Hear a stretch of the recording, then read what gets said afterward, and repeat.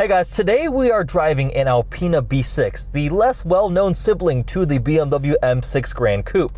When you think about these, they call them four-door coupes, the kind of swoopy sedans, the CLS 63 AMG, the Audi RS7, the BMW M6 Gran Coupe. They're very much performance-oriented. Alpina approaches it with a different recipe. They take a standard BMW 650 Gran Coupe and they massage it. They make it more powerful. It's got the same 4.4-liter twin-turbo V8, but it's got different pistons, turbochargers, intercoolers. It makes 540 horsepower and 540 pound-feet of torque. So compared to the BMW M6 4.4-liter twin-turbo V8, it's down about 20 horsepower, but it makes a lot more torque.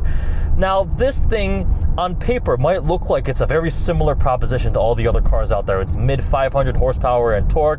It costs very similar, but it's completely different. It feels completely different. It's a completely different recipe, and I'll tell you why.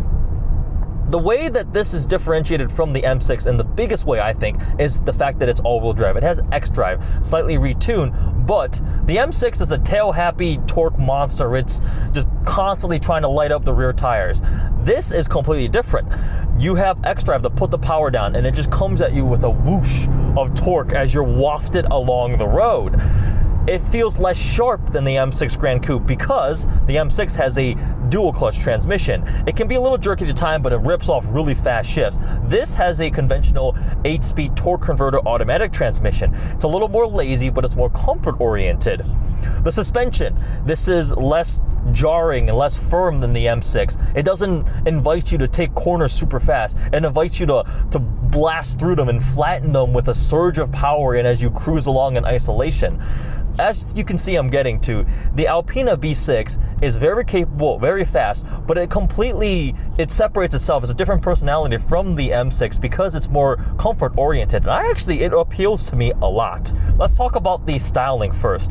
So I really like these four-door coupes. I know the naming convention is stupid. It doesn't make any sense because by definition, a coupe should have 2 doors, and having 4 doors, it shouldn't be a coupe. But they all look so damn good. From the initial CLS was pretty cool, and they've gotten better as they've come on. I love the 6 Series Gran Coupe, obviously A7, S7, RS7, one of my favorite styling out there.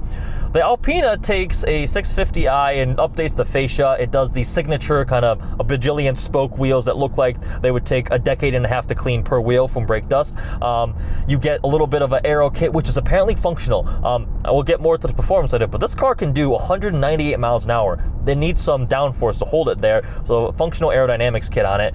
This car's paint is absolutely beautiful. In the sunlight, it's got this flake to it, this like light pearl blue, lighter shade to it. In the shadows, it gets a little bit darker. There's purple tinges to it. I absolutely think this paint is gorgeous, and it looks different.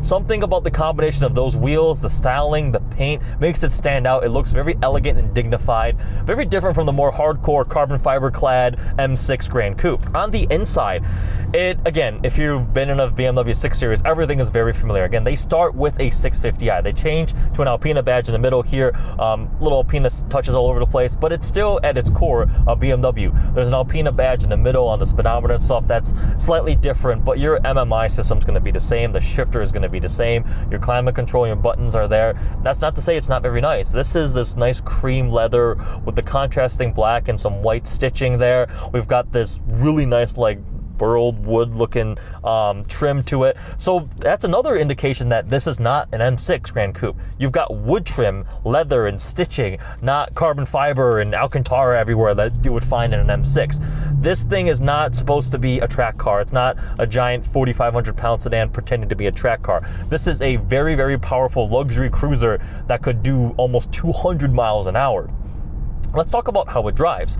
As I've been getting to, it's a little more on the floaty side, the comfort-oriented, very light steering. If you just look at the sport modes, it has Sport, Sport Plus, but it has Comfort and Comfort Plus, which I don't think modern M cars would understand what Comfort Plus would mean. They just have firm and extra firm. This is very comfortable. It's isolated. Getting out of I was just in a Range Rover maybe a couple hours ago. Hopping into this, it feels very similar almost in terms of your isolation from the road. Our Michigan roads suck. Even though it's on 20-inch wheels, it's absorbing the road very nicely. Very very loose steering. That's the first thing I noticed. I like took a corner. I was even actually before that, I was exiting the parking lot. I'm like, whoa, this steering is super light. It's not pretending to be something that it's not. This is a really great daily driver. It'll get you to where you're going in utmost comfort in a lot of speed. So compared to something like the RS7 or an AMG or the M6 Gran Coupe, it's not as fun to drive. It's not as rewarding. It's not going to kind of feel the same way in terms of the sharpness, the handling, the suspension.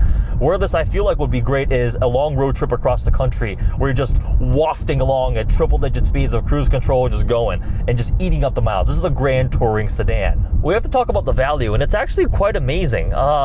These things were expensive when brand new. I think they started at like $115, but option up, this one specifically was $129,000, which is within a couple $100 what my RS7 cost. 2015 model year, it was purchased with 26,000 miles on it. Owner got it for mid-50s, I think 54,000 is what he told me. That is a lot of car, a lot of power, a lot of prestige and brand, and definitely a lot of uniqueness and rareness for the money. If you think about my RS7 was $75,000, 2016, so a year newer, but that's 20 grand more than this car. If you look at AMG's M6 Gran Coupe, that they're gonna cost similar or more money, and you see those pretty often. Alpina B6s, I've seen maybe 2 or 3 on the road ever, and obviously getting to drive one has been really cool. I personally briefly considered purchasing one of these when I was really struggling to find an RS7 to buy in the spec that I wanted. I was like, what else is out there? A friend of mine who really likes rare cars, he had the A8L W12 that I reviewed a while ago, was like, dude, you gotta look at Alpina B6s. They're super cool, they're super rare, and I actually went and searched them. There was one for sale at a CarMax, so it had an extended warranty, which would have been interesting, and I decided against it. I wanted something that was a little more driver oriented, hence the RS7. But as a daily driver, which is what I was looking for, this thing is, I like it a lot. The owner of this car has an 80-mile commute per day, and I am willing to bet you he is very comfortable in it and he likes it. This is great for that type of thing. Now, if you want this to be your M type of car, your M6 or your M5, the rewards in terms of driving, you're not going to be happy with it. I don't think that's what it was designed to be, which is why they were able to coexist, the Alpina B6 and the M6 Gran Coupe. As somebody who lives in Michigan, I would choose this car because it has all-wheel drive. It would work excellent in the snow, I believe. It's much more comfortable. The 8-speed automatic is a little more friendly to live with. And I also like the rareness and uniqueness factor. I don't like having something that everybody else has. So having an Alpina B6, the chances of you showing up to Cars and Coffee and seeing another one are probably next to zero.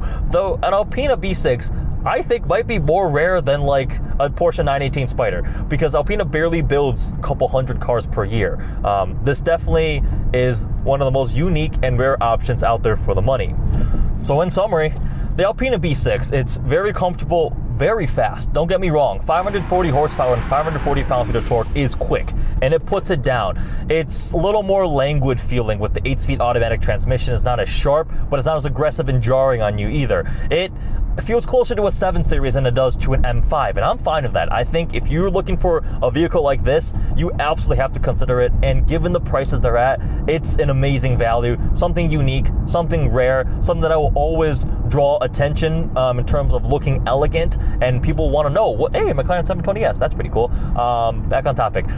Something that is just a really nice, beautiful daily driver. I really like this. Alpina B6, it feels completely different from the M6. I have the owner, Syed, driving my RS7 right now, so we're gonna regroup and we're gonna make a little video talking about the difference between the two. I'm really curious to see how he feels about the RS7, because I made the decision to pick that over an Alpina B6, and I think they're both great cars, different purposes, different personalities.